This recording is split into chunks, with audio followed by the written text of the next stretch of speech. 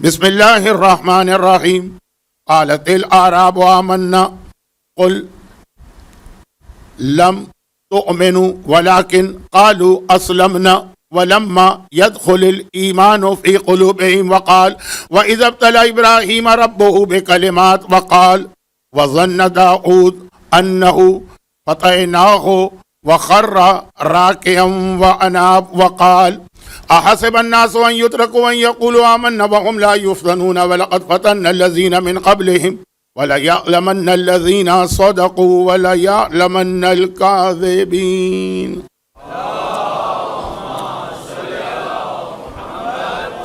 یا میزا کا یہ 5واں عشرہ جو عشرہ زینبیہ بھی کہلاتا ہے اور چہلم کا عشرہ 40 کا عشرہ، آج اس کی وہ مجلس ہے جو ایک روایت کے مطابق شہادت کی رات میں ہو رہی ہے، اس لیے تھوڑا سا ہمارا موضوع مختلف ہو جائے گا. پھر بھی جو اصل موضوع ہے ایمان، خالی زبان سے کہہ دینے سے نہیں آتا. اس حوالے سے ایک بہت اہم حدیث انہی امام معصوم کی ہے، تو وہ بیان کر کے میں اپنے موضوع پر بھی رہوں گا اور تھوڑا بہت پھر امام کے حالات بھی بیان کیے جائیں گے، کیونکہ اس رات کا کم از کم اتنا حق ہے. سورہ حجرات کی آیت مجھے آج تلاوت نہیں کرنا تھی، اس لیے کہ 2-3 راتوں سے تلاوت ہو رہی ہے، مشہور آیت ہے، اس کا پیغام مکمل ہو گئے. لیکن ایک دم سے ذہن میں یہ خیال آیا کہ جو روایت مجھے آگے چل کے مجلس میں پڑھنا ہے وہ اس آیت سے بہت مطابقت رکھتی ہے، بہت میچنگ کرتی ہے، تو یہ آیت بھی ہو جائے، وہ روایت بھی ہو جائے، ثقلین جمع ہو جائیں گے. سورہ حجرات کی آیت کا خلاصہ یہ ہے نا کہ اپنے آپ کو مومن مت کہو، اور روایت یہ ہے کہ اپنے آپ کو شیعہ مت کہو. اب وہ روایت تو اپنے موقع پہ آئے گی، آج کل مشہور ہو گئی ہے، ورنہ پہلے میں اس کو 40 منٹ میں پڑھتا تھا، اس روایت کو، ایک روایت کو. اس دفعہ شاید 4 منٹ میں پڑھوں گا. تو آئیے جو ایک طریقہ کار ہے اس کے مطابق پہلے قرآن کی آیتوں کا ترجمہ ہو جائے. قالت الاعراب آمنا، یہ صحرا میں بیٹھنے والے، یہ جنگل میں زندگی گزارنے والے جب آ کر یہ کہتے ہیں کہ ہم ایمان لائے، تو قل اے رسول ان سے کہہ دو کہ لا تؤمنو، تم ایمان نہیں لائے. تو اب وہ ایک سوال کریں گے، اچھا روایت میں بھی یہی ہے کہ جب امام نے کہا تم شیعہ اپنے آپ کو نہ کہنا، تو انہوں نے بھی یہی پوچھا پھر کیا کہیں، وہ اپنے موقع پر. یہاں پر آیت میں ابھی یہ ہے کہ جب انہوں نے اپنے کہا کہ ہم مومن ہیں، پیغمبر کو حکم ملا قل، جا کے ان سے کہہ دو کہ تم ایمان نہیں لائے، اپنے آپ کو مومن مت کہو. قل لا تؤمنو، مومن نہیں. تو پھر ہم کیا ہیں؟ قالو اسلمنا، ہاں یہ کہہ دو کہ ابھی ہم اسلام لائے. اور یہ اس لیے کہہ دو کہ لما يدخل الایمان فی قلوبہم، ایمان ابھی تمہارے دل میں بھی داخل نہیں ہوا ہے. مومن بننا تو بہت بڑی بات، جو کل کی مجلس ہے نا کہ آنکھ بلکہ دماغ سے لے کے پیر کے ناخن تک مومن ہر جگہ پہ ایمان ہوتا ہے، تو ابھی تو دل میں بھی داخل نہیں ہوا ہے. یہ تو آیت کا ترجمہ ہے. اور یہ آیت میں نے صرف اس لیے آج یہ تلاوت کی ہے کہ جو اس آیت کے الفاظ ہیں یہی الفاظ امام معصوم کی زبان پر شیعت کے حوالے سے، اور ہر ایک کو پتا ہے کہ ایمان اور شیعت تو ایک ہی چیز کے 2 نام ہیں. اور دوسری جو 2 آیتیں ہیں، وہ جو اصل موضوع چل رہا تھا ایمان کا تقاضا، یہاں تو یہ کہا گیا کہ مومن نہ کہنا. کیوں نہیں کہنا؟ کیونکہ ابھی تم نے ایمان کا تقاضا پورا نہیں کیا. اور وہ کیا ہے تقاضا؟ تو وہ سورہ عنکبوت کی آیت ہے، لیکن پہلی آیت اور چوتھی آیت جو سورہ عنکبوت کی میں نے تلاوت کی، ان کے درمیان کی 2 آیتیں، اس کا ترجمہ سن لیجئے، اور اس کا ربط موضوع سے شاید آج مل سکے، شاید آج یہ موضوع سے ربط نہ ملے. اذ ابتلی ابراہیم ربہ بکلمات، تم کیا ہو؟ اللہ نے تو ابراہیم کا بھی امتحان لیا کچھ کلمات کے ذریعے سے. یہ حضرت ابراہیم، اور وہی جملہ جو سورہ عنکبوت میں سب کے لیے آنے والا ہے، لیکن اب یہاں پہ خاص انبیاء میں پیغمبر کے بعد افضل ترین نبی کا ذکر ہو رہا. ترجمے میں اسٹائل میرا اپنا ہے، آیت کے الفاظ تو یہی ہے کہ اللہ نے ابراہیم کا امتحان لیا، لیکن میں نے اس کے اندر ایک اضافہ کر دیا کہ تم کیا ہو؟ ابراہیم تک کا ہم نے امتحان لیا. وہ ایک آیت سورہ بقرہ، سورہ حجرات، سورہ بقرہ. اب آئیے سورہ صاد. قرآن کریم کا سورہ نمبر 38. وظن داؤد، اور داؤد کو پتہ چل گیا. داؤد یعنی حضرت داؤد، اللہ کے عظیم ترین نبی، جن کے حوالے سے 2 دن پہلے میں نے جو ایک بات کہی تھی، اسی کے اس بات کی، وہ میری بات تھی لیکن وہ میری بات نہیں تھی، وہ اسلام کا عقیدہ تھا، تو وہ حدیث سن لی. اور آج جتنی حدیثیں آج میں پڑھوں گا، شروع میں ایک آپ کو اصول بتا دوں تاکہ بار بار نام نہ لینا پڑے. جتنی حدیثیں آج کی مجلس میں مجھے پڑھنا ہے، یہ ساری کی ساری حدیثیں ہمارے 8ویں امام علی ابن موسیٰ رضا علیہ الصلاۃ والسلام کی. یہ ساری حدیثیں 8ویں امام کی ہیں. 800 صفحے یا 1000 صفحے پہ مشتمل 2 والیوم کے اندر شیخ صدوق نے اخبار عیون الرضا کے نام سے وہ کتاب لکھی ہے، جو پورے 8ویں امام کے فرمان اور حالات. شیخ صدوق یعنی بالکل شروع زمانے کے محدث، جس کا اردو ترجمہ بھی ہو چکا ہے. تقریباً 1200-1300 صفحے کی حدیثیں. یہ میں نے شاید غلط کہہ دیا، حالات اتنے نہیں، حدیثیں زیادہ ہیں. اس میں یہ حدیث اس میں بھی. امام فرماتے ہیں کہ اگر کوئی حضرت داؤد کے بارے میں یہ کہے، اور اب وہ لفظ میں کیا استعمال کروں، یعنی ہماری حکومت ہو، ہمارا اختیار ہو، تو میں اس کو ڈبل سزا دوں گا. بلکہ سزا کا لفظ بھی نہیں ہے، حد کا لفظ ہے. حد ایک بہت بڑی چیز ہوتی ہے، لیکن اگر میں اس کی تشریح کرنے نکلوں تو آج میں اپنی حد سے باہر ہو جاؤں گا، کیونکہ آج شہادت کی رات ہے، تو موضوع بہت زیادہ پھیلانے کی گنجائش نہیں ہے. آج ماتم بھی زیادہ ہوگا، آج زیارت بھی پڑھی جائے گی، آج تابوت بھی برآمد ہوگا. امام نے کہا میں اس کو ڈبل سزا دوں. ایک تو یہ کہ اس نے جھوٹ بات کہی، اور دوسرا یہ کہ نبی کے بارے میں جھوٹ بات کہی، توہین نبی کی. 2 دن پہلے بات آئی تھی نا کہ ہمارے ہاں نبی کے حوالے سے، نبی سے مطلب ہمارے نبی نہیں، 1,24,000 انبیاء باقی، ایسے جملے کہہ دیے جاتے ہیں کبھی عام گفتگو میں، کبھی مجلسوں میں، کبھی شاعری میں. یہ لگتا ہے کہ جیسے معاذاللہ نبی کی کوئی حیثیت ہی نہیں، ہم جیسے ہی ہیں، بلکہ ہم بھی ان سے بہتر ہیں. جو اتنی ایکسٹریم پر نہیں جاتے ہیں، پھر بھی ایسے جملے ضرور آتے ہیں کہ نبیوں کی توہین ہوتی ہے. امام نے فرمایا میں ڈبل سزا دوں گا.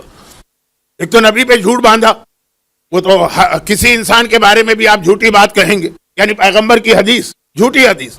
لیکن ایک ہے کہ جھوٹی حدیث ایسی بنائیں کہ جس کے اندر کوئی نقصان نظر نہ آ رہا. آپ نے جھوٹی حدیث بنا دی کہ اگر کوئی اکا کی پیاز کھا لے تو گویا اس نے مدینے کی زیارت کر لی. اور ایک ہے کہ نہیں، نبی کے خلاف جھوٹی حدیث بناؤ. حضرت داؤد کے بارے میں بات ہو رہی ہے، پیغمبر کے بارے میں بات نہیں، ڈبل سزا دوں گا. یہ 8واں امام ارشاد فرما رہا. تو اب یہ ہے کہ قرآن کریم اسی کانٹیکس کے اندر، میں نے کل ایک جملہ کہا تھا کہ وقتاً فوقتاً ان مجالس میں 1-2 جملے زمانے کے امام کے بارے میں بھی آ جایا کریں گے، کیونکہ پورا موضوع ہمارا امام زمانہ نہیں ہے. تو یہ یاد ہے نا آپ کو کہ جب راوی نے ایک نہیں کم از کم 4 یا 5 معصومین سے ایک سوال کیا تھا کہ جب امام زمانہ آئیں گے تو وہ حکومت قائم کرنے کے بعد جو اپنی عدالت لگائیں گے، کورٹ فیصلے کہاں پہ لگائیں گے؟ جہاں آج ہماری کثیر تعداد میں مومنین زیارت کے نیت سے مسجد کوفہ میں جا کر دکۃ القضاء و بیت التشت پہ نمازیں پڑھ رہے ہیں. جہاں مولا اپنی عدالت لگاتے تھے، دکۃ القضاء مسجد کوفہ کے صحن کی یہ زیارتیں تو ہر ایک کو پتہ ہے. اتنی دفعہ لوگ زیارت کر کے آئے ہیں، تو وہ جو دکۃ القضاء ہے جہاں مولا بیٹھ کر فیصلے کرتے تھے، جج کی کرسی، اسی پر آ کر امام زمانہ تشریف فرما ہوں گے. تو پوچھا گیا وہ کس طرح اپنا عدالت کا نظام کیسے چلائیں گے؟ جواب کیا تھا؟ حضرت داؤد کی طرح. پھر بعد میں وضاحت کی کہ اس کی مراد کیا ہے، لیکن وہاں پہ صرف ایک جملہ 11ویں امام نے لکھ کے بھیجا. خط گیا تھا نا، اس کے اندر 4-5 سوال پوچھے گئے تھے، بلکہ راوی ایک سوال پوچھنا بھول گیا تھا کہ میری بیٹی کو باری کا بخار آ رہا ہے تو اس کا علاج کیا ہے. یہ پوچھنا بھول گیا تھا، ذہن میں تھا، لکھنا بھول گیا تھا. جواب اس کا بھی آ گیا کہ سلام علی ابراہیم کونی بردم و سلام علی ابراہیم کا تعویذ اس کے گلے میں ڈالو. تو یہ میں اس لیے یہ بات کہی کہ آپ کو یاد آ جائے کہ میں کون سی حدیث کا حوالہ دے رہا ہوں. اس میں یہ جملہ ہے نا کہ زمانے کا امام کیسے فیصلہ کرے گا؟ کہا داؤد کی طرح. پھر آگے وضاحت کہ حضرت داؤد بغیر گواہوں کے فیصلہ کیا کرتے تھے اپنے علم نبوت سے. مولا نے بھی صرف ایک بار، ورنہ معصومین پہ پابندی ہے کہ علم امامت کے ذریعے سے فیصلے نہیں ہو سکتے ہیں، صرف آخری امام علم امامت سے فیصلے کرے گا. باقی معصومین جو فیصلے کریں گے ظاہری اعتبار سے. حتیٰ بہت ہی سینسیٹیو بات چھیڑ رہا ہوں اور وقت کم ہے، حتیٰ اگر کبھی یہ پرابلم ہو جائے کہ 29 رمضان ہے، چاند ہوا کہ نہیں ہوا، کیا امام معصوم کو نہیں معلوم علم امامت سے کیا چاند ہوا کہ نہیں ہوا؟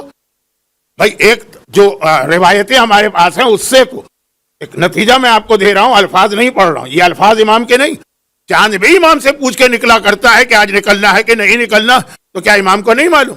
لیکن نہیں، امام فرمائیں گے کہ 2 گواہ آ گئے کہ چاند ہوا تو عید مناؤ، اگر گواہ نہیں ملے تو روزے رکھو. علم میں ہے کہ چاند نکلا کہ نہیں نکلا، لیکن ظاہر تو خیر یہ میں کہیں اور چلا گیا، واپس آتا ہوں. تو وہاں پہ صرف مولا کا ایک فیصلہ ہے نا. آشا الدین مات الدین، وہ ایک نوجوان جس کے باپ کو ان کے بزنس پارٹنر نے سفر میں مار دیا اور یہ وصیت کی اس نے کہ میرے بیٹے کا یہ نام رکھنا، اور مولا نے فیصلہ کر کے آخر میں کہا یہ والا فیصلہ میں نے داؤد نبی کے طریقے کے مطابق کیا. ایک عظمت ہے حضرت داؤد کی بھی. اچھا آئے جو میں تلاوت کر رہا ہوں یہ شاید آج نہیں آئے، کل آئے. یہ حضرت داؤد میرے اصل موضوع سے بہت ہی زیادہ ان کا واقعہ ریلیٹڈ ہے، بہت زیادہ. آج شہادت کی رات نہ ہوتی تو ہم 4 دن 5 دن کے بعد یہی پہنچے تھے کہ جہاں پہ ان کا واقعہ پڑھا جاتا. لیکن اب چونکہ آج کی شہادت کی رات کا بھی حق ادا کرنا، شاید میں وہاں تک نہ پہنچ پاؤں، لیکن 1-2 باتیں میں نے، مولا کا ایک فیصلہ، امام زمانہ کا ہر فیصلہ، مگر دونوں کے بارے میں کہا گیا کہ طریقہ ہوگا داؤد نبی کا. داؤد یہ بھی 8ویں امامی کی حدیث ہے نا جو آپ نے بہت سنی، لیکن حدیث یہ 8ویں امام کی ہے، بلکہ اخبار عیون الرضا 2 جلدوں میں 2 والیوم نمبر 2 کے بالکل شروع میں شاید پہلی حدیث ہی ہے. اب اتنا مجھے یاد نہیں آ رہا لیکن شاید پہلی حدیث ہی ہے بہت مشہور کہ مولا ایک دن مدینے 8ویں امام فرما رہے 8ویں امام کہ میرے دادا میرے جد ایک دن مدینے کی گلی سے گزر رہے تھے تو کوئی ذرا بوڑھا لیکن گریسفل قسم کا بوڑھا وہ ملا اور مل کے اس نے مولا کو سلام کیا. السلام علیکہ یا رابع الخلفاء، یہ رسول کا زمانہ چل رہا ہے، آپ پہ سلام ہے 4تھے خلیفہ. مولا کو سلام کیا. حدیث مشہور ہے، میں تو صرف یہ یاد دلا رہا ہوں کہ ایک تو حضرت داؤد کا رشتہ اور پھر 8ویں امام کی ایک حدیث. اب مولا مسجد کے اندر آئے، کہا یا رسول اللہ آج مدینے کے بازار میں ایسا شخص مجھے ملا تھا. اچھا یہ والی حدیثیں بعض اوقات ہمارے بچوں کو، نوجوانوں کو، بوڑھوں کو بھی کنفیوز کر دیتی کہ یہ حدیثوں کا مطلب تو یہ نظر آتا ہے کہ شاید مولا کے علم میں نعوذ باللہ کوئی کمی ہے. اور یہ اس سے بڑھ کر معراج کی حدیث ہے جہاں اللہ کے رسول جن کے آنکھوں کے سامنے ساری کائنات بنی، وہ جبرائیل سے پوچھتے ہیں یہ کیا ہے، یہ کیا ہے، یہ واقعہ کیا ہے، یہ جگہ کون سی؟ ارے جبرائیل تو خود رسول کے بعد پیدا ہوا، اسے کیا معلوم ہوگا جو رسول کو معلوم ہوگا؟ لیکن وہاں بھی آپ نے یہ دیکھا کہ پیغمبر پورے سفر میں سوال کرتے جا رہے ہیں. جیسے آپ اپنے بچے کو لے کے جائیں تو پوچھے یہ کون سی جگہ، یہ کون سی بلڈنگ ہے، یہ کون سی عمارت. خیر آج کل الٹا ہو گیا، بچے آپ کو بتائیں گے کیونکہ ان کے ہاتھ میں آج کا وہ کیا آیت اللہ گوگل ہے. خیر تو اب واپس آ جائیے اصل بات کے اوپر. شہادت کی رات ہے تو میں ادھر ادھر نہیں جانا چاہتا. خلاصہ یہ کہ اس کی بھی ایک حکمت کہ اس طرح سے معصوم کا سوال کرنا جس سے دشمن اہل بیت کو یہ کہنے کا موقع ملے کہ دیکھو ان کی معلومات ناقص ہیں، نامکمل ہے، تبھی تو سوال کر رہے ہیں. اس کا جواب بھی حضرت داؤد ہی کا واقعہ، اور یہی واقعہ ہے جس کی آخری آیت میں پڑھ رہا ہوں، واقعہ نہیں پڑھ رہا ہوں آج. لیکن ذرا سی آج تقریر کے اندر حضرت داؤد کی شخصیت کی عظمت سامنے آئی ہے، اصل واقعہ ان کا کل آئے گا. تو خلاصہ یہ ہے کہ وہ جو بھی واقعہ ہے اس کے آخر میں قرآن کہتا ہے وَظَنَّا داؤد، اور داؤد کو یہ پتا چل گیا کہ انما فتح نہ ہو، ہم نے ان کا امتحان لیا. یہ وہ لفظ فتح نہ ہے جو سورہ عنکبوت کی آیت میں مسلسل 6 دن سے آپ سن رہے ہیں. وَلَقَدْ فَتَنَّا الَّذِينَ من قبلہم، ہم تمہارا بھی امتحان لیں گے، تم سے پہلے والوں کا بھی امتحان لیں گے. بالکل وہی لفظ حضرت داؤد کے بارے میں آیا، فتحنا ظن انما فتحنا ہو، داؤد کو پتا چل گیا انما فتحنا ہو، یہ جو ابھی ابھی کیس میرے پاس آیا تھا یہ کوئی کیس نہیں ہے، یہ اللہ نے میرا امتحان لیا. چنانچہ فاستغفر ربہ، فوراً انہوں نے اللہ کی بارگاہ میں استغفار کیا، وخر راکعا واناب، اور گر پڑے زمین کے اوپر اور اللہ کی بارگاہ کی طرف واپس پلٹ گئے. اب یہاں لفظ راکعن آیا ہے، لیکن راکعن سجدے کے معنی میں. یہ بھی بہت اہم باتیں ہیں، لیکن چونکہ اس کا تعلق 8ویں امام سے ڈائریکٹ نہیں، یہ الفاظ جو ہیں ضروری نہیں ہے کہ اس کا ایک ہی مطلب نکلے، ایک لفظ کے کئی مطلب ہو سکتے ہیں. دیکھنا پڑتا ہے کہ اس آیت میں یہ لفظ کون سے مطلب میں استعمال ہوا. ہمارا بچہ بھی جانتا ہے رکوع کے معنی کیا ہے، خرہ گر جانا، راکعن رکوع کے عالم میں نہیں. یہاں راکعن ترجمہ آپ دیکھیں گے سجدہ، گر پڑے وہ سجدے کے عالم میں. اور یہ مسئلہ ہمارے ان لوگوں کے لیے بہت اہم پیغام ہے جو 4 کتابوں کا صرف ترجمہ پڑھ کر مجتہد اور مرجع کو چیلنج کرنے لگتے ہیں کہ یہ غلط کہا، وہ فتویٰ غلط دیا، وہ فتویٰ کہاں سے لے کے آ گئے. میں نے کہا کہ اگر راکعن ہمارے کسی بھی مسلمان کے سامنے پڑھیں، چاہے شیعہ ہو کہ سنی ہو، کہے گا رکوع، مگر سب کا اتفاق ہے کہ یہاں رکوع کے معنوں میں نہیں ہے، سجدے کے معنوں میں. اچھا یہ بات جب میں نے کہی تو چلیں ایک ضمنی بات اور سن لیجیے. ہو سکتا ہے کہ آج آپ کو ذرا سا ربط نظر نہ آئے تقریر میں، لیکن حالات، واقعات اور روایتیں، حدیثیں وہ سب 8ویں امام کی ہیں، موضوع 8واں امام ہے. ایک سن لیجیے بات. اس دفعہ کی مجالس میں اب تک میں 3 ٹائٹلز پر بحث کر چکا ہوں لقب معصومین کی. شہزادی کا وہ لقب جو آسمان پر ہے منصورہ، اور اس کی تشریح بھی آ گئی. اور زمانے کے امام کا وہ لقب جو اس دنیا میں ہے زیارت عاشورہ میں منصور.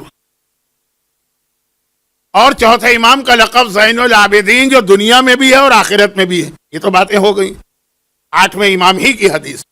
بات ہو رہی ہے ایک لفظ کے کئی معنی ہوتے ہیں، کیونکہ آج کل مرجعیت کے لیے ایک بہت بڑا چیلنج وہ جملہ ہے جو میں نے شروع میں سرسری بیان کر دی.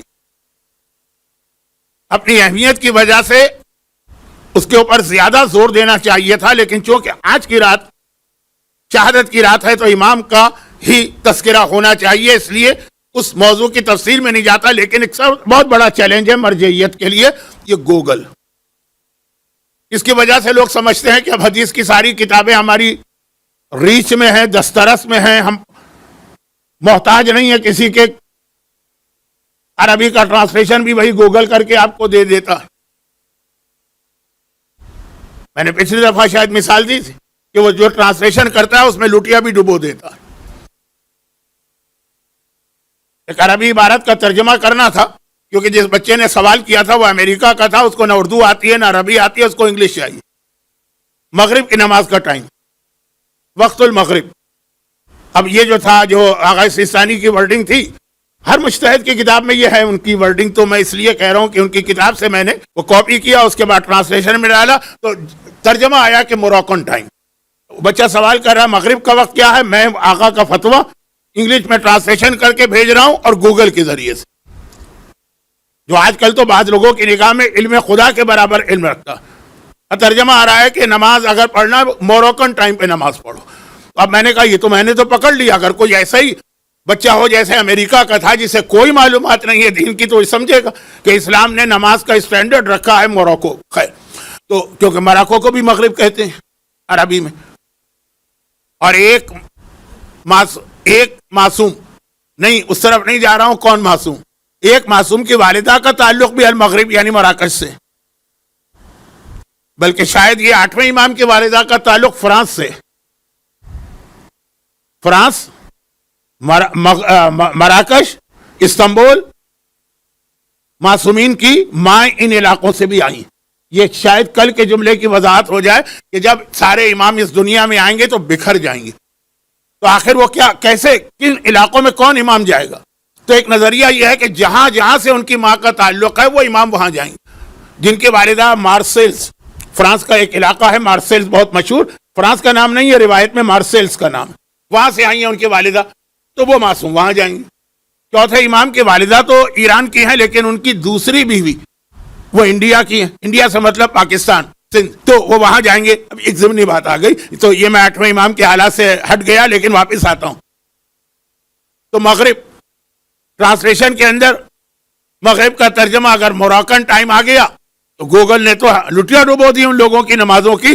تو آج کل مرجعیت کے لیے چیلنج اس کو بنا لیا گیا کہ جی اب تو قرآن بھی پورا ہمارے ہاتھ میں. پہلے تو مولوی یا دھونس دے کے آگے بڑھ جاتے تھے کہ تمہیں کیا پتا قرآن عربی میں, تمہیں عربی آتی. اب تو ہم انگلش میں بھی ترجمہ کر سکتے ہیں. اور انگلش تو خیر میں نے اس لیے کہا کہ زیادہ یہ فتنہ ویسٹ کے نوجوانوں میں پھیلایا جا رہا. لیکن ویسے ٹرانسلیٹر جو ہے گوگل کا, آپ مجھ سے بہتر جانتے ہیں, دنیا کی ہر زبان میں اگر آپ کو سرائکی میں چاہیے تو سرائکی میں ترجمہ ہوگا, اور آذری زبان میں چاہیے تو آذربائیجان کی زبان میں. تو اور حدیث قرآن تو پھر بھی ترجمے والے پہلے بھی مل جاتے تھے, حدیثوں میں ہم آ کے مجبور ہو جاتے تھے. مولوی کہتا تھا کہ جی یہ حدیث میں آیا ہے, ہم کیا جواب دیں. ہمارے فرشتوں نے بھی حدیث نہیں پڑھی, فرشتوں نے پڑھی ہے, محاورتاً کہہ رہا ہوں. تو خلاصہ یہ ہے کہ انہوں نے کہا کہ اب تو کوئی مسئلہ ہی نہیں, حدیث کی ساری کتابیں بھی انٹرنیٹ پر اویلیبل ہیں اور ٹرانسلیٹر کے ذریعے ہر ایک کا ترجمہ بھی ہو سکتا. اب نتیجہ یہ ہے کہ آنے والا زمانہ جو بہت دور کا زمانہ نہیں ہے, بہت دور کا زمانہ نہیں ہے, مرجعیت کو خاتمہ کرنے کا طریقہ یہی کہ ہر چیز آپ کے پاس ہے تو آپ کو کیا ضرورت ہے کسی اور کا محتاج ہونے کی. تو اس میں یہ عرض کر رہا ہوں کہ وہ ٹرانسلیشن میں یہ ساری چیزیں نہیں آتی ہیں کہ اب یہ رکوع کا مطلب ہے یہاں سجدہ, یہ کیسے پتا چلے. اب آئیے وہ حدیث بھی سن لیجئے, ذرا ترتیب سے ہٹ کر ہے لیکن 8ویں امام کے حالات میں. اور جو 2-3 دن ہم نے کچھ معصومین کے حالات ٹائٹل بتائے, اس سے پہلے انہی امام کی ایک اور حدیث ہے. یہ 8ویں امام کی حدیثیں. 8واں امام ہمارا وہ امام معصوم ہے کہ جس کا نام بھی وہی ہے جو دادا علی کا نام ہے, اور ان کی کنیت بھی وہی ہے جو دادا علی کی کنیت. نام دونوں کا علی, وہ بھی ابو الحسن, یہ بھی ابو الحسن. اور 8ویں امام اور چھٹے امام, یہ 2 امام ایسے ہیں جن کی شہادت کی تاریخ میں بہت اختلاف ہے.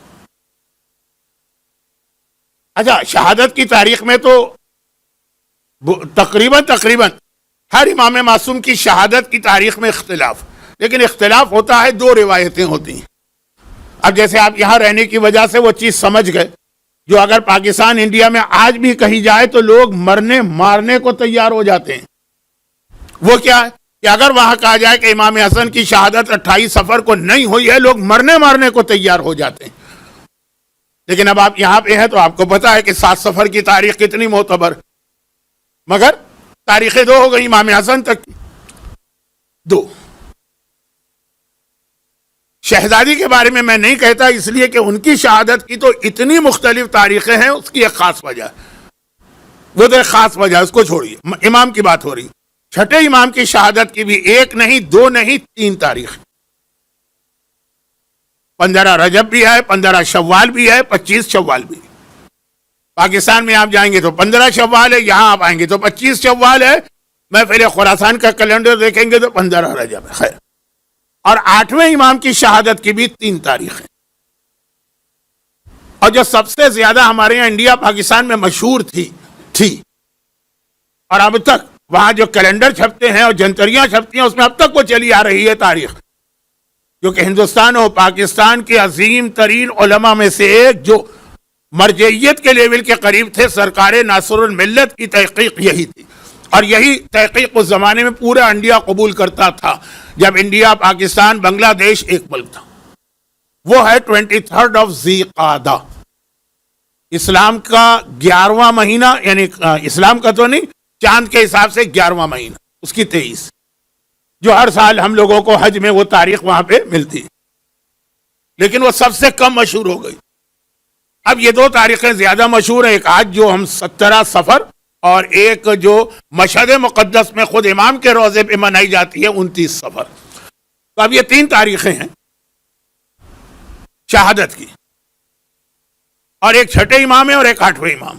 اور یہ دونوں اماموں نے حدیث کے اعتبار سے اتنا بڑا ذخیرہ ہم کو دیا, اور شریعت کا دین, علم فقہ.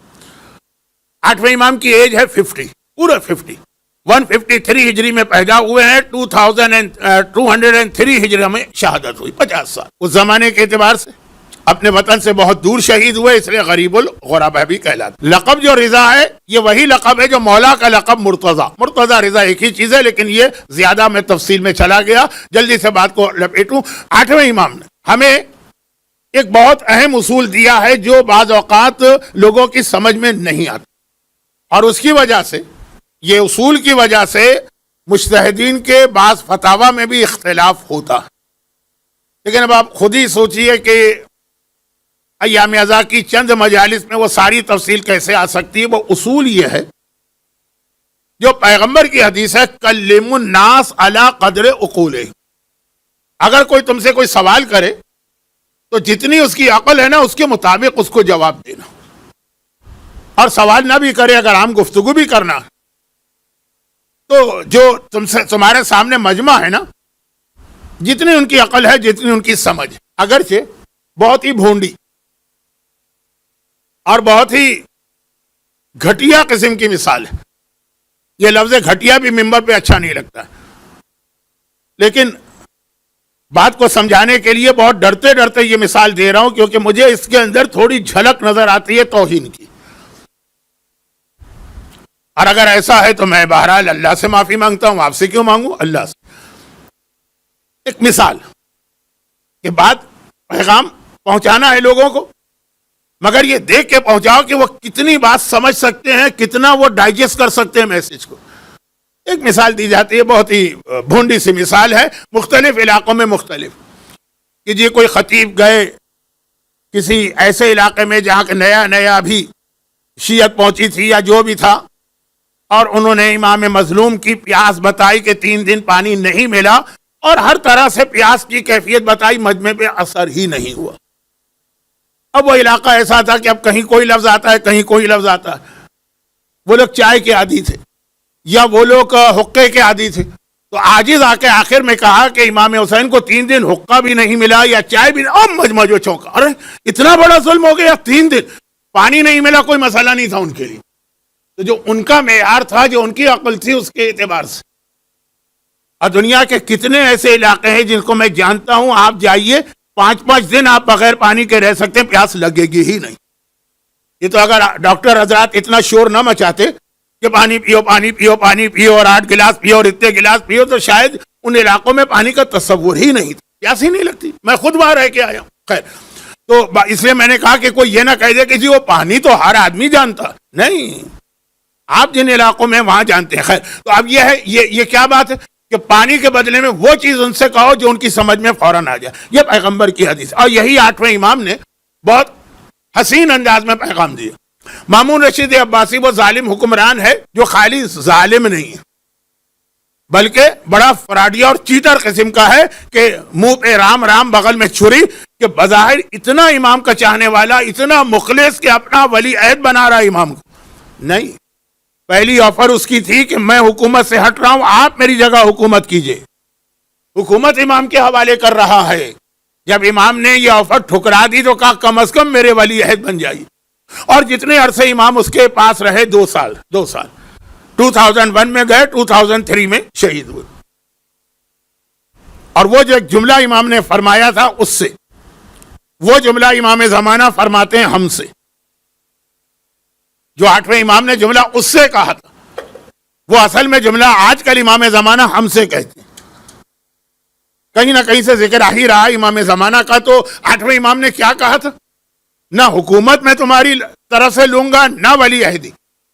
اور کیوں نہیں لوں گا, اس کی ایک وجہ یہ بتائی کہ تم میری حکومت کو برداشت نہیں کر پاؤ گے.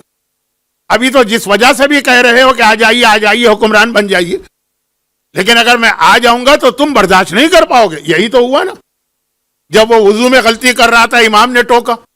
جب وہ جو ایک سید بیچارہ بھوک سے مر رہا تھا اور اس نے چوری کر لی اور امام نے مامون کو ٹوکا, چوری اس نے تیری وجہ سے کی ہے. اب یہ سارے واقعات ہوئے, تبھی تو اس نے آخر میں جا کے امام کو زہر دے دیا.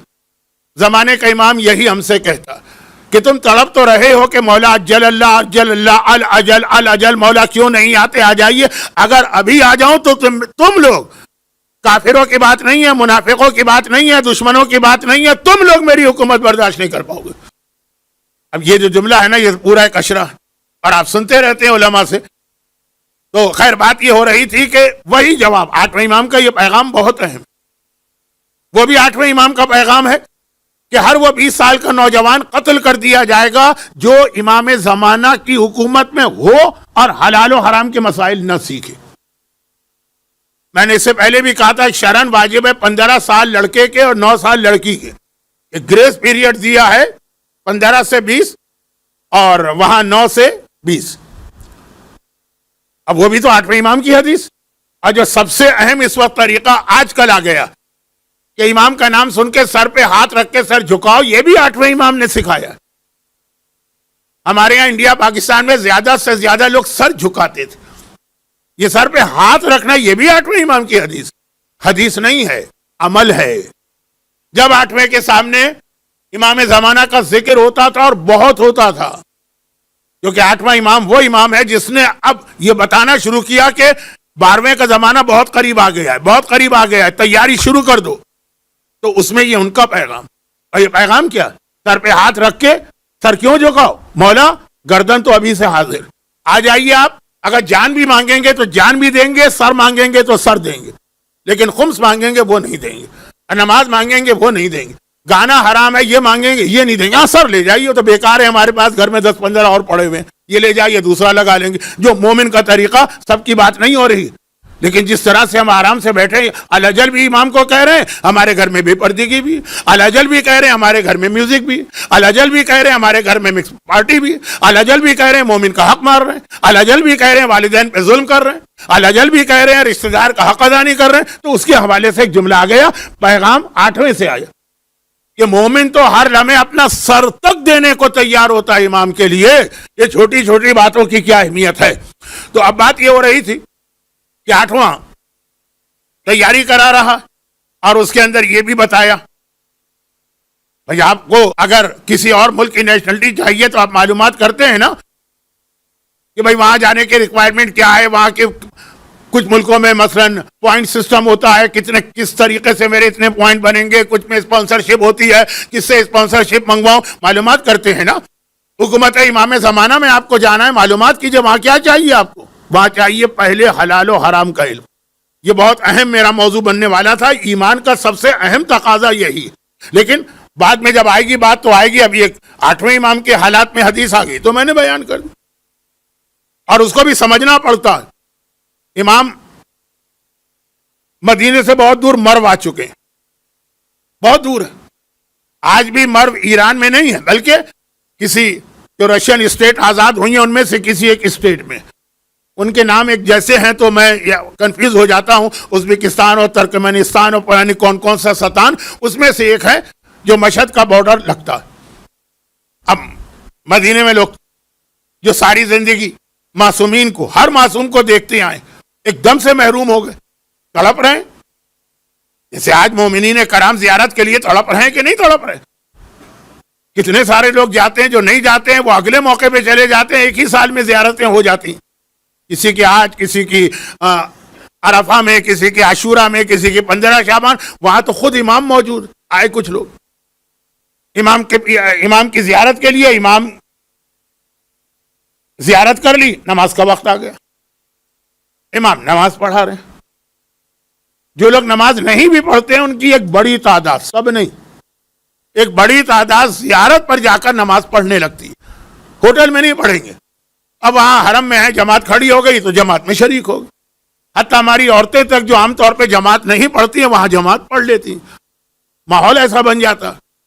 حج اور عمرے میں نے دیکھا جو اپنے گھر میں نماز نہ پڑھیں وہ وہاں پر جیسی بھی جماعت ہو اس میں شریک ہو جاتے ہیں, تڑپ تڑپ کے جاتے ہیں. تو اب امام خود موجود ہے, وقت نماز آ گیا, امام نے نماز کی تیاری کی, نماز پڑھا رہے ہیں. اچھا یہ لوگ جو ظاہر تھے تو خالی 2 آدمی گئے تھے اس وقت, یہ بھی امام کے پیچھے نماز پڑھنے کی تیاری کر رہے. امام نے دونوں کو دیکھا, ایک کو دیکھ کر کہا تم ویسی نماز پڑھنا جیسی میں پڑھ رہا ہوں. دوسرے سے کہا تم ویسی نماز نہیں پڑھنا, تم 2 رکعت کے بعد سلام پھیر کے اپنی نماز ختم کر دینا. یہ زیارت کے لیے آئے نا, مسافر, مرو کے رہنے والے تو نہیں. مسافر جہاں کہیں جاتا ہے اگر 10 دن سے کم قیام ہے تو نمازیں قصر ہو جاتی ہیں، ظہر، عصر اور عشاء. یہ جملے مجھے بار بار نہیں کہنا چاہیے لیکن لوگ الفاظ پکڑ لیتے ہیں، اس لیے میں نے کہا نماز قصر ہو جاتی ہے. تو امام نے ایک سے کہا تم ویسی نماز پڑھو جیسی میں پڑھ رہا ہوں. امام کیسی پڑھ رہے ہیں؟ امام پوری پڑھیں گے، امام کا وطن ہے، امام کا شہر ہے. اور تم جو ہے قصر پڑھنا، تم میرے ساتھ 4 رکعت میں شریک نہ ہونا. اچھا، اب جس سے کہا کہ میرے ساتھ پوری پڑھنا وہ خوش ہو گئے، اور جس سے کہا کہ نہیں 2 رکعت کے بعد الگ ہو جانا اس کا چہرہ اتر گیا.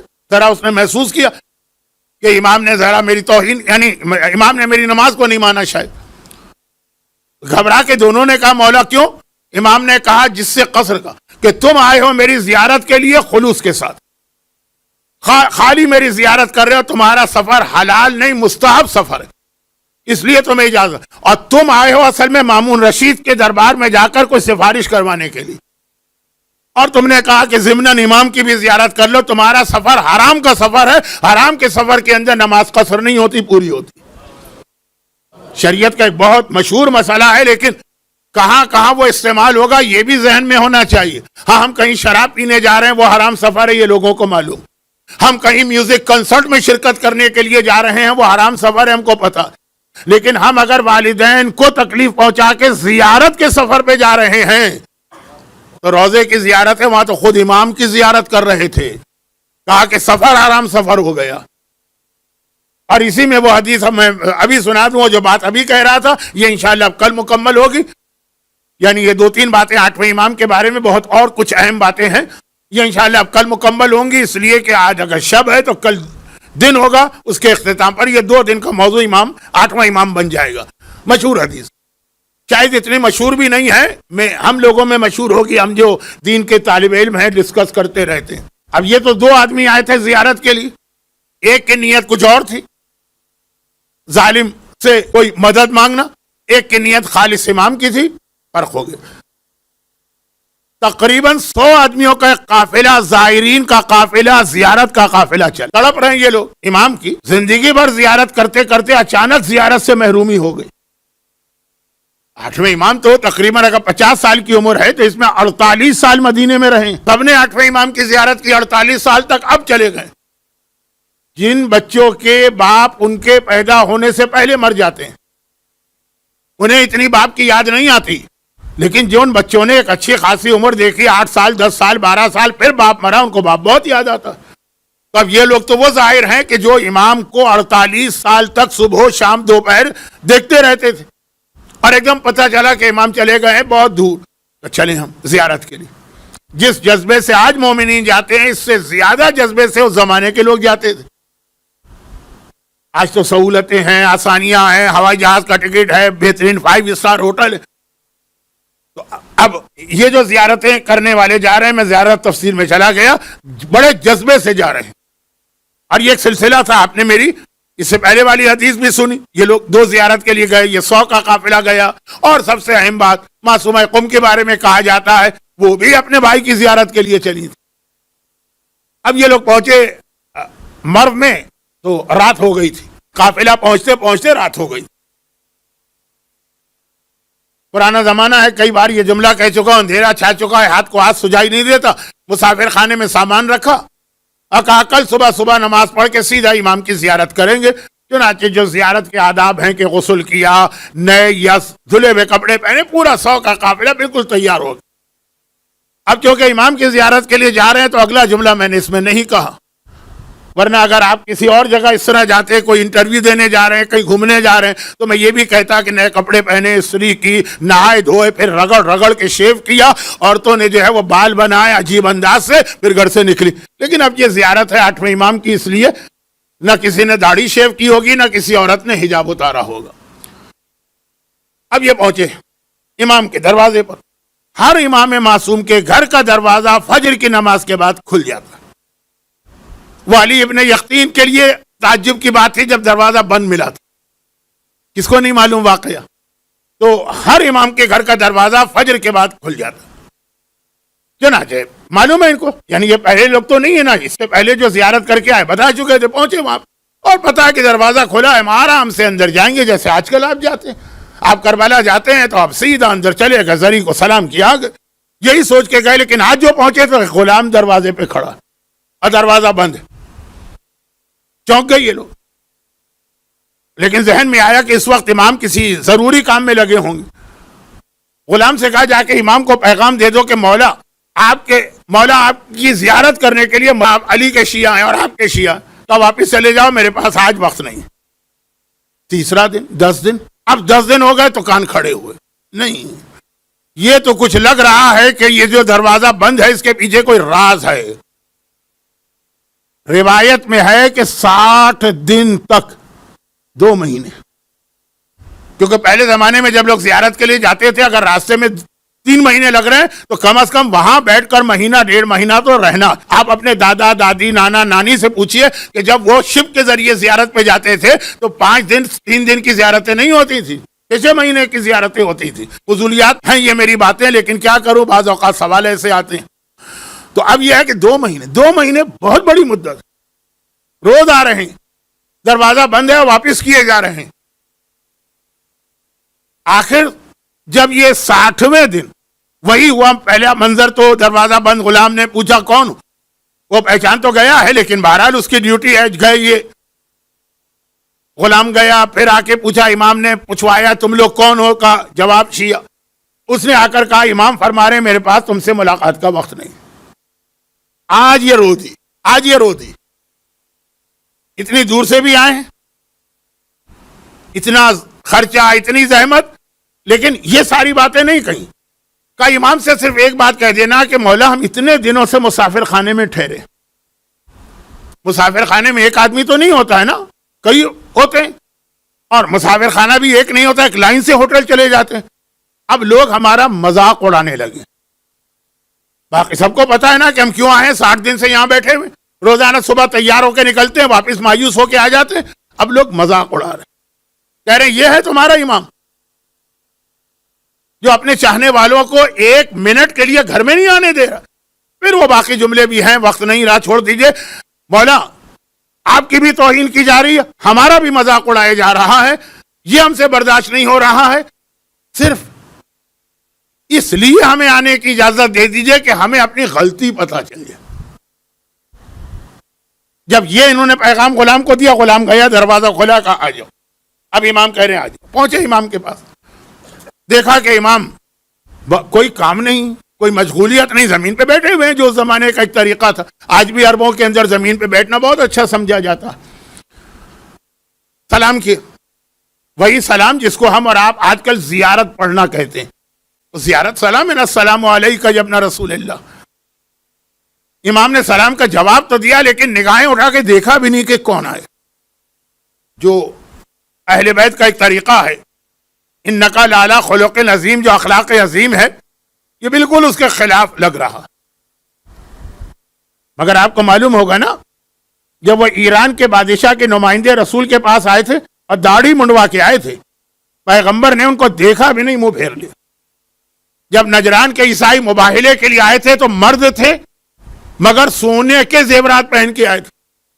ہمارے آج بھی ایسے لوگ ہیں جو گولڈ کی یعنی سونے کی چین پہنتے ہیں.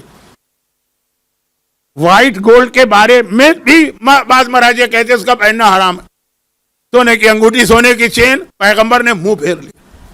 وہ تو مسلمان بھی نہیں تھے، ان کی شریعت میں اجازت بھی ہوگی کہ نہیں ہوگی وہ ایک الگ بات. تو یہ طریقے ملتے ہیں. علی ابن یقطین کا واقعہ، وہاں بھی 7ویں امام نے گھر کا دروازہ بند کر دیا جبکہ یہ نائب امام ہے علی ابن یقطین، بند. تو اب یہ جو 3 4 5 واقعات ہیں ہمارے پاس تو بتا رہے ہیں کہ اہل بیت کا اخلاق اپنی جگہ پر، لیکن بعض اوقات اس طرح سے وارننگ اور تنبیہ بھی ہوتی. تو اب جب امام نے چہرہ تک نہیں اٹھایا، سلام کا جواب تو واجب ہے وہ دے دیا. ان کو اب یقین ہو گیا کہ کچھ نہ کچھ ہماری طرف سے غلطی ہو رہی ہے جس کی وجہ سے امام ہم سے اتنا ناراض. کا فرزند رسول، آخر آپ ہماری غلطی ہم کو بتائیے، ہم انشاءاللہ توبہ کریں گے. حضرت داؤد کی آیت، وَظَنَّا دَاؤُدُ أَنَّمَا فَتِيَاهُ فَاسْتَغْفَرَ رَبَّهُ وَخَرَّ رَاكِعًا وَأَنَابَ. داؤد اندازہ ہو گیا کہ میں نے کیا غلطی کی ہے، توبہ کی اور گر پڑے سجدے میں. اب یہ وہی چیز ہے. مولا غلطی بتا دی. کہا جب میرا غلام تم سے یہ پوچھتا تھا تم کون ہو تو کیا کہتے تھے؟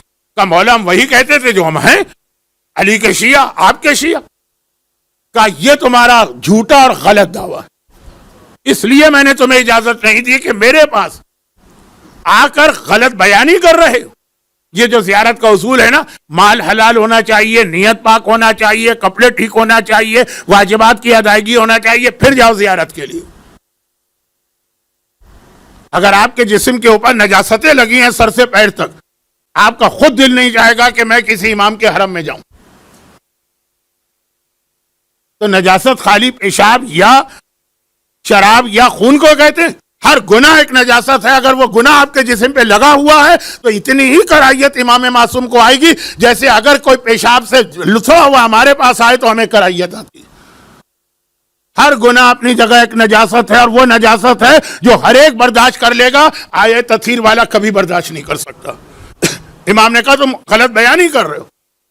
قالت الاعراب آمنا، جہاں سے مجلس شروع ہوتی ہے انہوں نے کہا ہم ایمان لائے۔ قل، کہہ دو لا تؤمنوا، تم ایمان نہیں لائے۔ یہاں انہوں نے کہا مولا جو ہم ہیں وہی تو کہہ رہے ہیں نا کہ ہم علی کے اور آپ کے شیعہ۔ کہا تم غلط بیانی کر رہے ہو۔ ہمارا شیعہ سلمان فارسی ہے، ہمارا شیعہ ابو ذر غفاری ہے، یہ نام ہے۔ ہمارا شیعہ مقداد ہے، ہمارا شیعہ عمار یاسر ہے۔ اس کے بعد جو امام نے جملے کا اس میں نام نہیں ہے لیکن وہ میری طرف سے وضاحت ہے۔ ہمارا شیعہ مالک اشتر، ہمارا شیعہ محمد ابن ابی بکر ہے، ہمارا شیعہ حبیب ابن مظاہر ہے، ہمارا شیعہ کربلا والے ہیں۔ تم نہیں ہو ہمارے شیعہ۔ مولا تو آپ کا شیعہ کسے کہتے؟ کہ ہمارا شیعہ وہ آدمی جو ہر اس چیز پر عمل کرے جس کا ہم نے حکم دیا ہے، اور ہر اس چیز سے اپنے آپ کو بچائے جس سے ہم نے روکا ہے، وہ ہے ہمارا شیعہ۔ جو گناہ کیا اور پھر کہہ رہے ہو کہ شیعہ کے لفظی معنی ہے پیچھے چلنے والا۔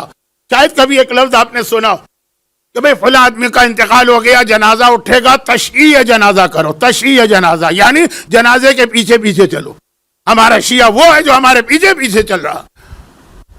اب انہوں نے وہی کہا جو اعراب نے کہا، جو مجلس کے اختتام پر آئے ہیں مصائب کے ثواب کے لیے، وہ نہیں سمجھیں گے لیکن ان کو سمجھنا بھی نہیں ہے، تبھی تو تاخیر سے آئیں۔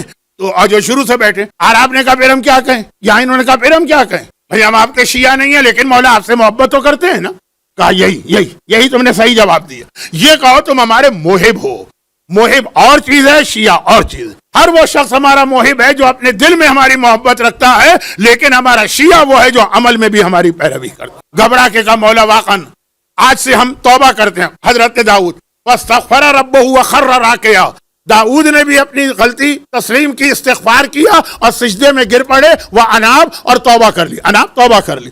انہوں نے بھی اپنی غلطی مان لی، ہاں مولا بالکل آپ نے صحیح فرمایا، ہم نے بہت بڑا دعویٰ کر لیا ہے۔ امام نے غلام کو بلائے، کتنے دن سے میرے پاس آ رہے ہیں؟ کہا 60 دن سے۔ کہا اب تمہاری ڈیوٹی ہے کہ 60 دن تک روزانہ صبح ان کے ہوٹل کے دروازے پہ جاؤ اور ان سے کہو کہ اے امام کے محب، تم پر امام نے اپنا خصوصی سلام بھجوایا ہے، 60 دن تک ہمارا سلام ان کو پہنچاؤ۔ ایک امام کی زیارت کو جاتا ہے، ایک کی زیارت کے لیے امام آیا کرتے ہیں۔ زیارت تڑپ رہا ہے مومن مدینے کے اندر بیٹھ کر کہ 48 سال جس امام معصوم کے چہرہ اقدس کی میں روز زیارت کرتا تھا، صبح دوپہر شام، محروم ہو گیا۔ وہ آ رہا ہے، زحمتیں اٹھا کے آ رہا ہے، سفر کی تکلیفیں برداشت کر کے آ رہا۔ جب ان کی یہ کیفیت تو جو خود امام معصوم کا بیٹا ہے یعنی ہمارا نواں امام، وہ کتنا تڑپ رہا ہوگا اپنے باپ سے جدا ہوگا۔ بہت دور ہے حکم پدر سے، باپ کے حکم سے مجبور، لیکن اسے بھی اللہ نے آج کی رات بابا کی زیارت کا موقع دیا۔ مگر فرق یہ تھا کہ یہ جتنے زائرین کے حالات میں نے پڑھے، انہوں نے امام کی زیارت اس وقت کی جب امام زندہ بیٹھے تھے، اور بیٹے نے بابا کی زیارت اس وقت کی جب زہر کے اثر سے اس کا بابا دنیا سے جا چکا تھا۔ جیسا کہ میں نے دوران مجلس 2-3 واقعات پڑھے، واقعات تو بہت تھے، مامون رشید عباسی برداشت نہیں کر سکا۔ وہ یہ محسوس کر رہا ہے کہ ان کو میں نے بلایا تھا تاکہ یہ میرا فیور کریں گے، یہ تو لوگوں کے سامنے مجھے ذلیل کر رہے ہیں۔ یہ وہ اس کی بات کر رہا ہوں۔ آج بھی کسی کو کوئی شرعی مسئلہ بتائیے، وہ کہتا ہے مولانا نے ذلیل کر دیا ممبر سے۔ جب ایک عام آدمی برداشت نہیں کر سکتا تو تکبر و غرور میں گھرا ہوا تخت حکومت پر بیٹھنے والا ظالم بادشاہ. اب اس نے کہا کہ نہیں، امام معصوم سے مجھے جدائی اختیار کرنا ہے. چنانچہ آج کی رات آتی. امام چونکہ ولی عہد ہیں تو دن کے وقت دربار میں مامون کے ساتھ ہی بیٹھتے ہیں، اور پھر جب دربار ختم ہوتا ہے تو شام کو گھر آ جاتے ہیں. آج شام کو گھر آ گئے، نمازیں پڑھی. اس کے بعد مامون کا غلام آتا ہے اور کہتا ہے کہ حاکم نے آج آپ کو دوبارہ اپنے پاس بلایا، درخواست کی، ریکویسٹ کی. امام معصوم اپنی جگہ سے بلند ہوئے. ابو السلط جو امام کا غلام ہے جس نے پوری روایت ہم تک پہنچائی، وہ کہتا ہے کہ امام معصوم اپنی جگہ سے بلند ہوئے، گھر سے نکلنے لگے اور کہنے لگے کہ اے ابو السلط، اگر میں اس حالت میں واپس آؤں کہ میری چادر میرے امامے کے اوپر ہو چکی ہو تو مجھ سے بات نہ کرنا، مجھے کمرے میں جانے دینا، دروازہ بند ہو جائے دروازہ کھولنے کی کوشش نہ کرنا. مولا کب تک؟ کہا وہ خود ہی کھل جائے گا دروازہ. اور یہ کہے کہ امام اپنے اس ٹوٹے پھوٹے گھر سے نکل کے مامون کے محل میں پہنچے. رات ہو چکی ہے، ساری ایکٹیویٹی ختم ہے. مامون اپنے خاص کمرے میں بیٹھا ہے، دسترخوان بچھا اور سامنے انگور رکھے. کہتا فرزند رسول دیکھیے ابھی ابھی انگوروں کا موسم آیا ہے نا، تو یہ فصل کا پہلا میوہ آیا اور بہت ہی لذیذ ہے اور بہت ہی اچھا. میرے دل نے کہا کہ یہ تحفہ تو میں فرزند رسول کی خدمت میں پیش کروں گا، اس لیے آپ کو زحمت دی ہے، آئیے اور آ کے یہاں تشریف رکھیے. امام بیٹھ گئے. اب وہ یہ کہتا ہے مولا بسم اللہ، بہت ہی لذیذ اور بہت ہی میٹھے انگور ہیں. امام نے فرمایا جنت کے انگور اس سے بہتر ہے. کہا کہ نہیں، آپ کا جملہ بتا رہا ہے کہ آپ کو میرے بارے میں کوئی شک ہے. ہر ایک کو معلوم ہے یہ انگور اس طرح سے تھے کہ آدھے انگور جو مامون کے سامنے تھے وہ صحیح تھے، اور جو امام کے سامنے والا حصہ تھا اس میں سوئی کے ذریعے سے زہر پہنچایا جا چکا. امام نے کہا جنت کے انگور تو اس سے بھی بہتر ہے. کہ نہیں، آپ کا جملہ بتا رہا ہے کہ آپ کو مجھ پہ شک ہے. دیکھی اس لیے میں آغاز کرتا ہوں یہ کہہ کے اپنے سامنے سے جو ٹھیک ٹھاک انگور تھے وہ اٹھائے، 2 یا 3 دانے. فرزند رسول اب تو آپ کا شک دور ہو گیا نا. امام معصوم نے ایک مرتبہ اپنے سامنے کے انگور 3 دانے چن کر گن کر، جب انسان کوئی چیز کھائے تو حکم ہے کہ بسم اللہ پڑھ کے کھاؤں. اس وقت امام نے عجیب جملہ کہا، انا للہ و انا الیہ راجعون رضاً بقضائہ و تسلیما لامرہ. میں اس وقت جو چیز بھی نوش کر رہا ہوں اس کے حکم کی وجہ سے نوش کر رہا ہوں. صرف 3 دانے. اور اس کے بعد امام کھڑے ہو گئے. مامون گھبرا کے کہتا فرزند رسول یہ انگور 3 تو نہیں ہے، یہ آپ کے لیے ہیں، آپ کہاں جا رہے ہیں اٹھ کے؟ کہا میں وہاں جا رہا ہوں جہاں تو مجھے بھیجنا چاہتا ہوں. اب ابو السلط کہتا ہے میں نے دیکھا کہ گھر کا دروازہ کھلا، امام گھر میں داخل ہوئے، لڑکھڑاتے ہوئے آ رہے ہیں اور امام کی چادر امامے کے اوپر. میں ایک کونے میں چلا گیا، امام اپنے حجرے میں گئے، دروازہ بند ہو گیا. اب میرا دل تڑپ گیا، بے چین ہو گیا جب میں نے سنا کہ دروازے کے پیچھے سے کچھ برتنوں کے کھڑکنے کی آواز آ رہی ہے. وہاں برتن کون؟ نہ کوئی برتن تھا نہ کوئی آدمی تھا، اور پھر کسی کے رونے کی آواز آ رہی ہے. میرا دل چاہا دروازہ کھول کے اندر داخل ہو جاؤں، مگر حکم امام آ چکا تھا. تھوڑی دیر کے بعد دروازہ کھلا تو میں نے دیکھا کہ ایک جوان امام کے سرانے بیٹھے ہوئے رو رہا ہے. میں چونک گیا کہ دروازہ تو بند تھا، اس گھر میں کوئی اور ہے ہی نہیں. میں نے ایک مرتبہ پوچھا کہ اے نوجوان تو کون ہے؟ اس نے 8ویں امام کی طرف اشارہ کیا اور کہا کہ میں انہی کا بیٹا اور یتیم ہوں، انا محمد ابن علی، میں امام تقی ہوں، میں امام جواد ہوں. تڑپ کے کہا مولا آپ تو مدینے میں ہیں. کہا لیکن اللہ نے مجھے بتایا میرا بابا مارا گیا، غسل و کفن کی ضرورت ہے. میں اپنے بابا کو غسل دینے کے لیے اور کفن پہنانے کے لیے اور نماز پڑھنے کے لیے مدینے سے یہاں پہ آ رہا ہوں. اور اب جا کے مامون کو اطلاع کر دینا، صبح جنازہ اٹھے. اگلی صبح کو وہ جنازہ اٹھا جس کی شبیہ تابوت کی شکل میں ابھی برآمد ہونے والی. اور کتنا شاندار وہ جنازہ تھا، کیونکہ مامون تو دھوکہ دے رہا ہے نا دنیا کو. مگر ابو السلط کہتا ہے کہ جب میں نے نویں امام کو دیکھا بابا کے سرہانے تو وہ رو رہے تھے، مگر امام کا رونا آج شروع نہیں ہوا ہے. یہ 2 سال پہلے ہی جب ان کا بابا مدینے سے چل رہا تھا اسی وقت سے رونا شروع ہو گیا، کیونکہ یہ روایت کا جملہ ہے. جب 8ویں امام 2 سال پہلے مدینے سے مرو آ رہے تھے تو آخری رخصت کے لیے روضہ رسول پہ گئے, قبر رسول کو سلام کیا, طواف کیا, باہر آئے تو کیا دیکھا؟ میرا نواں امام جس کی عمر اس وقت 7 سال تھی زمین پر بیٹھا ہے, زمین پر روضے کے باہر سر سے عمامہ اتارا ہے, زمین سے مٹی اٹھا کے اپنے بالوں پہ ڈال رہا ہے. 8ویں امام نے پوچھا, جانے پدر یہ سر پہ مٹی کیوں ڈالی جا رہی ہے؟ کہا بابا جس بچے کو یقین ہو جائے کہ اب میں یتیم ہونے جا رہا ہوں, ابھی 2 سال باقی ہیں, ابھی تو امام ولی عہد بن کے جا رہے ہیں پورے شاہی پروٹوکول کے ساتھ, مگر نواں امام کہہ رہا جس بچے کو یقین ہو جائے کہ وہ یتیم ہونے جا رہا ہے وہ سر پہ خاک نہ ڈالے تو کیا کرے؟ یہ اہل بیت کا گھرانہ ہے جہاں پہ یتیمی عجیب انداز سے آتی ہے. نواں امام ہے تو سر پہ مٹی ڈال رہا ہے, اور ننھی سکینہ ہے اور اسے اپنی یتیمی کا یقین ہونے جا رہا ہے تو وہ زلجنا کی ٹانگوں سے لپٹ جاتی ہے, اے زلجنا میرے بابا کو مقتل میں نہ لے جا, ارے سکینہ کو یتیم نہ کر. آئیے ہم اور آپ مل کے نویں امام کو پرسا دیں, مولا نویں امام آج آپ یتیم ہو گئے ہیں, آپ پر یتیمی آئی ہے, لیکن مولا یہ یتیمی کیسی آئی ہے؟ رخسار پہ تماچے نہیں لگ رہے ہیں, کمر پہ کوڑے نہیں پڑ رہے ہیں, گلے میں توق اور ہاتھوں میں ہتھکڑیاں نہیں ڈالی جا رہی. مولا بابا سے بہت دور تھے, مگر یہ اطمینان تو ہے نا کہ بابا کی میت پہ پہنچ کے غسل و کفن دیا. ارے مجھے کربلا کا وہ یتیم بیٹا بھی یاد آ رہا ہے جو بابا سے بہت دور نہ تھا, خیمہ ہے سامنے لاشا پڑا ہے, لیکن نہ بابا کو غسل دے سکتا ہے نہ کفن پہنا سکتا ہے. میں ہاتھ جوڑ کر کہوں گا مولا سجاد, یہ پورے مصائب تو میں پڑھوں گا شب اربعین نہیں جمعے کے دن, لیکن مولا سجاد آپ کے بابا کو کتنی تمنا تھی کہ میرا لاشا بے گور و کفن نہ رہے, تبھی تو کربلا میں آ کے بنی اسد کے مردوں سے بھی وعدہ لیا, بچوں سے لیا. چلیں بچوں سے کیا کہا کہ اگر لاشیں دفن نہیں کر سکتے ایک مٹھی خاک میرے لاشے پہ ڈال دینا. تو مولا اگر آپ کچھ اور نہیں کر سکتے ایک مٹھی خاک تو بابا کے لاشے پہ ڈالیں. ہائے آپ کا مظلوم چوتھا امام اپنے ہاتھ آپ کو دکھا کے کہے گا, ارے وہ بیٹا جس کے دونوں ہاتھوں میں ہتھکڑیاں ہیں وہ مٹھی خاک بھی نہیں ڈال سکتا. ہائے میرا نواں امام یتیم ہو گیا, تابوت آ رہا ہے, اپنی اپنی جگہ سے کھڑے ہو کر احترام کے ساتھ تابوت کی زیارت کریں, نواں امام کو پرسا دیں. آئیے یتیمی جو پھر اہل بیت کے گھر میں آ جائے.